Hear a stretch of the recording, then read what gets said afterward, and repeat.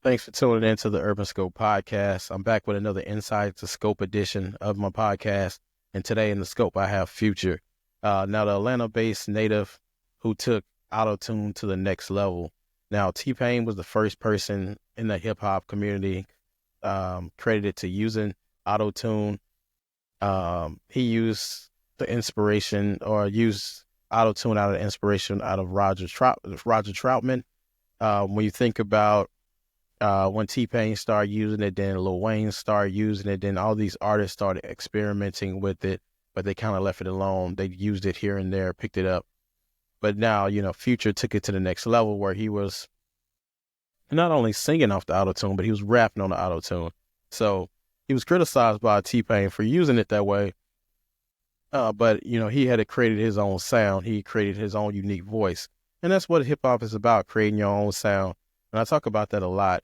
R&B does that, but like some other genres, you have to have a certain musical or a certain dialect when you do your music. But in hip hop, it's all over. You have people who rap high, people who rap low, people rap aggressive, people rap soft, people rap laid back, some people rap uptight. There's the sounds all everywhere, and you have to appreciate that because we're not a monolith as people. We like hearing different things at different times in certain situations. And Future is definitely the epitome of that, of being able to have a different style for different taste of people. Now, Future made the sound that he had of rapping with autotune a common theme. And, he was this trap icon, or he is this trap icon who influenced, many people like Young Thug, Designer for sure, Lil Baby, Gunna. Lil Baby, definitely he uses a lot of autotune in his music. It was at one point I never even heard his real voice because he's always on the autotune. And he doesn't do a lot of interviews like Future as well. And I'll get into that a little bit later. But the historical relevance that Future has in the music and hip hop game. When you think about it, he has 7 straight #1 solo albums consecutively. So his last 7 solo projects all went #1 on the U.S. billboards, not just in rap, but the U.S. billboards. And he has 9 if you include the Don't Trust albums, like We Don't Trust You and We Still Don't Trust You with Metro Boomin. If you count those, he has 9 consecutive #1 on the U.S. billboard, not just hip hop and rap or hip hop and R&B, but U.S. billboards. That's over pop, country, gospel, whatever you want to name. He has 9 #1s consecutive if you include those collaborative albums with Metro Boomin. Now, Future has gotten a lot of slack because he's not the most lyrical, but I think he's one of the most impactful and one of the hardest working. Now, when it comes to hip hop, I was a victim of this as well, thinking everyone's supposed to be lyrical, and it's not supposed to be that way. Hip hop is about being your genuine self, as I always say. And Future make music for the clubbers, the partiers, uh, the the boom bap. It's considered mumble rap, but like he said, his music it's a vibe. You don't have to be the most lyrical when you have a vibe and when you have a nice flow and you can change the flow up and you can get into different pockets. Future didn't need to be the most lyrical. And I'll talk about a little bit later why I think he's more lyrical in another aspect. But when you talk about a hip hop sense, he doesn't need to be lyrical, especially for the genre or the audience that he's trying to um, cater to musically. And he's also, like I said he's hardworking, and he doesn't do a lot of interviews or a lot of guest appearances, but he's always consistent in dropping new music. You never have to wait too long for a Future project or song or anything like that. There's been multiple times when he released, multiple projects in one year, sometimes at the same time or a week apart, like those collaborative albums with Metro Boomin. He dropped those a week apart, I believe. Yeah, it was like a week apart. And then when he dropped, probably, I think it was back in 2018, 2017, when he dropped the Hendrix album and he dropped the Future self-titled album, those albums came around the same day, I believe. So he is very hardworking, very consistent, and he's not like most other artists where they flaunt about, oh, well, I'm a business owner here, or I'm working on movies here, or I'm doing this, this entrepreneurship stuff here. He does specifically the music. If he does anything else other than music, he keeps it on the low. He doesn't talk about it a lot, but his passion is music, and you can tell from the way he releases music, and he always releases music at a high quality. So it's not just a bunch of filler songs. A lot of these songs catch on, and they're very impactful for the culture, especially for the youth. Most of his music is catered toward the youth, and also those people who like the toxic rap, which I'll talk about a little bit later as well. But he definitely embodies that phrase that I can show you better than I can tell you. He doesn't do a lot of talking. He just does a lot of artistry. He puts out his projects and let you, you figure it out for yourself musically. Everything that you want to know is in the music because he puts out so much music, and he's very open and believe honest in his music about his relationships and what he thinks about life and different things. Like we think about a March Madness when a lot of the police brutality was going on. He was speaking about that in that music. He does a lot of things like that, but it goes unnoticed because the song is so good. People are just rapping the lyrics and they don't even think about what he's saying or the messaging that he's putting through.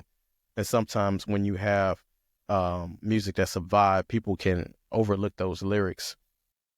But he's one of the few artists too that can put out multiple projects in a year or in a short time period and still be successful at it without the audience going bored or saying that, we're kind of tired of him.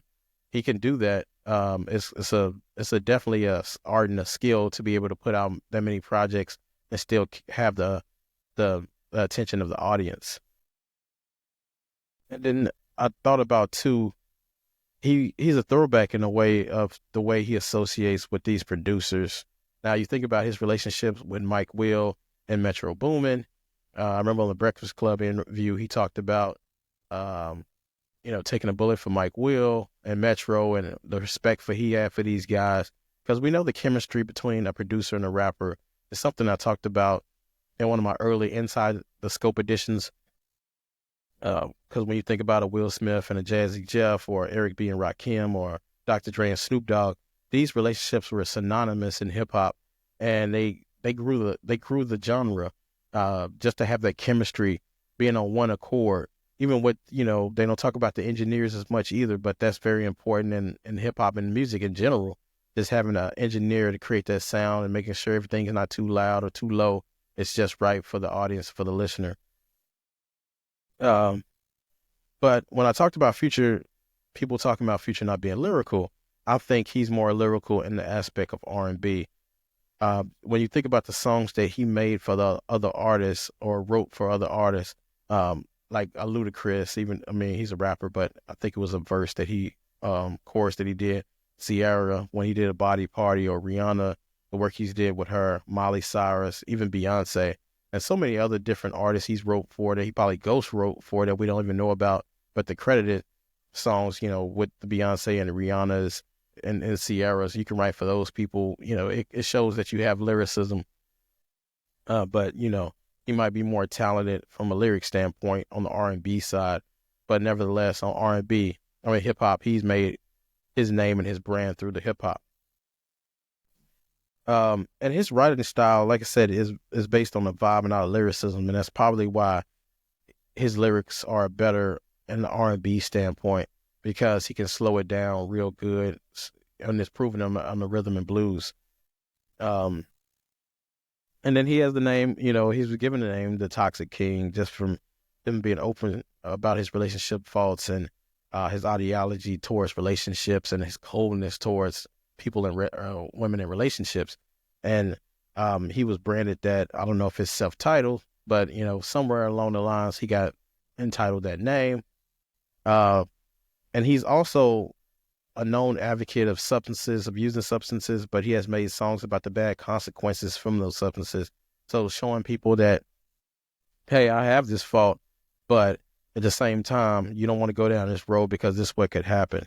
Recently, the album that he put out, the Mixtape Monsters album, or Mixtape Pluto album, I should say.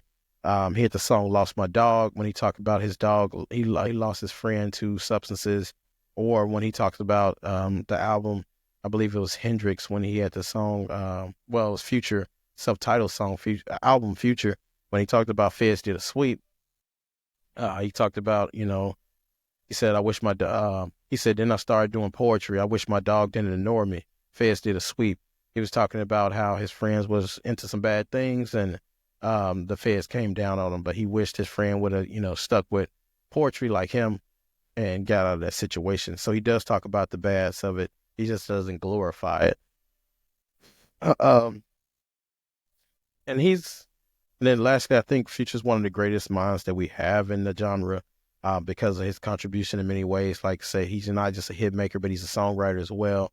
Um, just having a relationship with his producers and being able to just be an inspiration for artists that's coming up behind him. Like I talked about the Lil Babies and the Young Thuggers and all those type of artists, especially in the Atlanta area. He's very influential, and he's one of the hip hop giants, one of the few artists that can headline arenas and do things like that just because of his catalog is so diverse. But Future is a living legend that created a style that can't be duplicated, and he's one of the best trap rappers ever in his short existence. But uh, kudos to Future, and excited to see what he does in the future. No pun intended. Thanks for tuning into the Urban Scope podcast. And until next time, I'll see you next time.